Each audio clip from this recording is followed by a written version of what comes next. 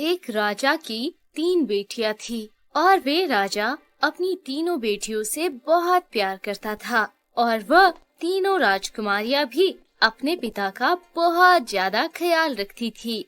एक दिन की बात है कि एक सिपाही दौड़ता हुआ आया। उसने महाराज से कहा, महाराज महाराज, क्षत्रियों ने हमला बोल दिया है और गुप्तचरों को अंदेशा है कि उनका मकसद आपकी बेटियों का अपहरण करके इस राज्य पे राज करना है। पेनापति, तुम एक काम करो, मेरी सारी बेटियों को जंगल लेके जाओ और जब तक तुम्हें मेरा आदेश नहीं आए तुम वहीं रहो। उस सेनापति ने महाराज का आदेश माना और वो सारी राजकुमारियों को जंगल ले गया। हाय, मुझे तो बहुत भूख लगी है, तुम हमारे लिए कुछ खाने को लेकर आओ सेनापति। जो आ गया मैम। शाम हो गई थी और सेनापति अब तक लौटा नहीं था, तो वे सारी राजकुमारियां उसे खोजने निकल पड़ी। बहुत ज्यादा रात हो गई और अब तो राजकुमारियों को डर लगने लगा। राजकुमारियां रथ के पास लौटकर सेनापति की राह तकते तकते सो गई। भोर के समय अचानक छोटी राजकुमारी बालना आवाज सुनकर उठी। वो डर गई। राजकुमारियां उठ गई और अब उनके सामने 3 राजकुमार खड़े थे जो जंगल में शिकार कर रहे थे। राजकुमारियों ने उन तीनों को सारा किस्सा सुनाया। अगर तो ऐसी बात है तो हम तीनों राजकुमार आप 3 राजकुमारियों से शादी करेंगे और आपके राज्य को भी बचाएंगे। राजकुमारियां तीनों राजकुमारों के साथ महल वापस पहुंच गई और महाराज को शादी के बारे में बताया। ये तो बहुत खुशी की बात है कि आप तीनों मेरी बेटियों से शादी कर हमारे राज्य को भी बचाएंगे। राजकुमारियों की शादी राजकुमारों के साथ बड़ी धूमधाम से हुई। 1 साल के बाद छोटी राजकुमारी बालना को एक लड़की हुई। क्योंकि ये नन्ही राजकुमारी सबकी चहेती है और सब इसे बहुत प्यार करते हैं, इसलिए इसका नाम प्रीत है। प्रीत कुछ ही महीनों की थी कि उसका पिता जंगल में शिकार करने के लिए निकल पड़े। 1 महीना हो गया लेकिन प्रीत के पिताजी जंगल से लौटे नहीं। हम भी जंगल जाएंगे और अपने छोटे भाई भैरव को ढूंढेंगे। वो दोनों भाई भी जंगल तो चले गए पर उनमें से कोई भी नहीं लौटा। अब प्रीत 1 वर्ष की हो गई थी और आंगन में खेल रही थी। तब एक फकीर आया। भिक्षा दे दो। बालना अंदर जाकर ठोकरी में उसके लिए कुछ फल लेकर आई। फकीर बालना की खूबसूरती से बहुत मुतासिर हुआ।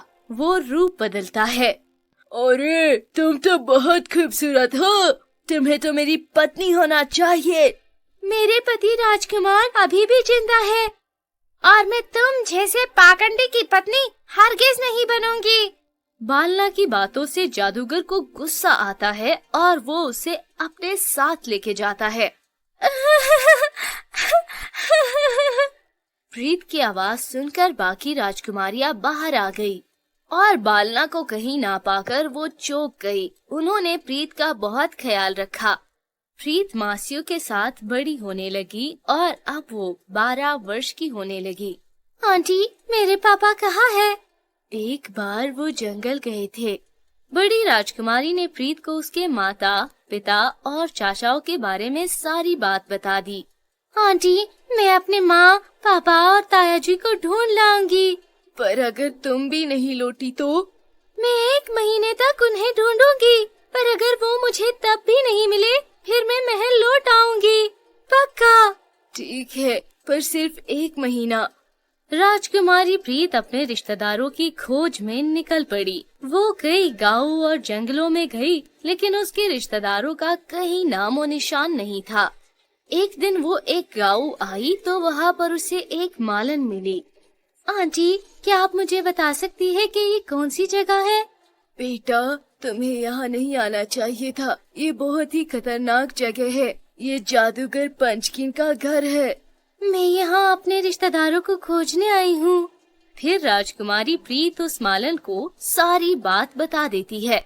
बेटा, तुम्हारे पापा और ताया जी यहाँ पत्थरों में कैद है और तुम्हारी माँ जादूगर से शादी ना करने की जुर्म में ऊपर कोठरी में कैद है।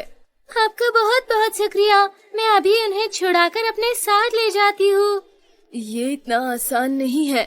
मालन राजकुमारी प्रीत को एक आइडिया बताती है। कुछ देर बाद प्रीत मालन की बेटी बनकर उस किले तक पहुंचती है और सिपाहियों से आंख बचाकर कोठड़ी में पहुंच जाती है। माँ वहाँ कैद थी।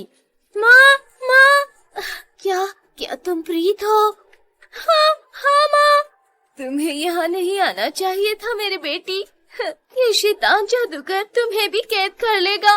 नहीं माँ, नहीं, पर आपको मेरी मदद करनी होगी। आपको जादूगर को बोलना होगा कि आप उससे शादी के लिए तैयार हैं और फिर उससे उसके शक्ति के रहस्य उगलवाने होंगे। ठीक है बेटा, जादूगर नमकीन, मैं तुमसे शादी करने के लिए तैयार हूँ। इतना अचानक? पर कोई नहीं, देर आए दुरुस्त आए। शायद तुम्हें अब समझ आ गया कि तुम्हारा पति अब कभी नहीं लौटेगा। फिर बालना उसे समझने के लिए कुछ वक्त मांगती है और उससे पूछती है, क्या तुम अमर हो या तुम अपना शरीर त्याग के दूसरे शरीर में अपना शरीर बदल सकते हो? इतने सारे सवाल। अच्छा, मैं दूसरे लोगों से अलग तो हूँ पर अमर नहीं हूँ। मेरी जान नीलगिरी के पेड़ पर रहने वाले एक तोते में है। जब तक वो जीवित है मुझे कुछ नहीं हो सकता। अगले दिन प्रीत के आने पर बालना उसे सारी बात बता देती है। अब तो मैं आपको पापा और ताया जी को जरूर यहाँ से छुड़ाऊंगी। प्रीत जंगल में गई और वहाँ एक नील परी पेड़ पर रहने वाला एक तोता उसे दिखा। वो रहा, पर वो बहुत ऊपर है। फिर प्रीत ने अपने जेब से मिठाई का एक टुकड़ा निकाला और एक पत्थर पर रख दिया। थोड़ी देर बाद वो तोता नीचे आया तो प्रीत ने लपक कर उसे पकड़ लिया और झट से उसकी गर्दन मरोड़ दी और दूसरी तरफ जादूगर मर गया और उसका सारा जादू उलट गया। सभी लोग मुक्त हो गए। प्रीत को अपने रिश्तेदार और अपने माँ बाप सब मिले और उन सब को लेकर वो महल पहुँच गई और फिर वो सब खुशी खुशी रहने लगे।